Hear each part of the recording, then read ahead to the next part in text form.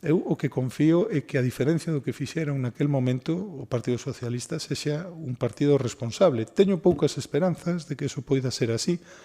pero eu creo que cando o país enfronta un enemigo común, que é o incendiario, e cando o país fai un esforzo e hai persoas que están traballando arreo para minimizar os danos, neste caso dun lume forestal, pois empezar xa a falar de movilizacións políticas e a estas cuestións dan unha imaxe dun comportamento basicamente irresponsable. Afortunadamente, nin isto é o Prestige, nin os danos que causa este lume son equivalentes aos do Prestige, e nos confiamos en que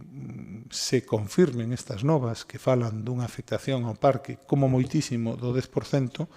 e que se poñan en marcha inmediatamente de forma coordinada coas tres administracións o que é a recuperación do espacio natural afectado. Tamén tivemos coñecemento ao longo da mañá das sesións que está a realizar o presidente da Xunta.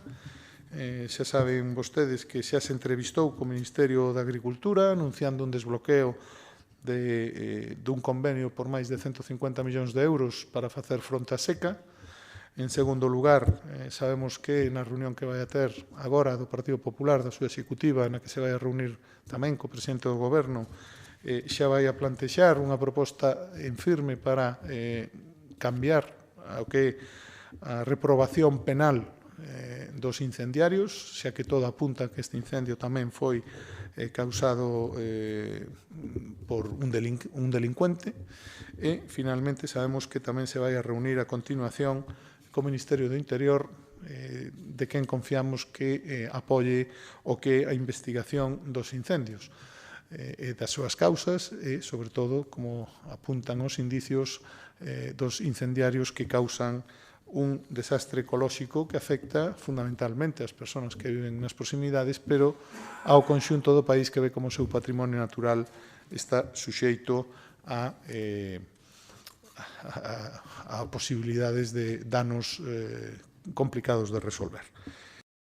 Por tanto, estamos falando de decisións que no que atinxe o que nos preocupa,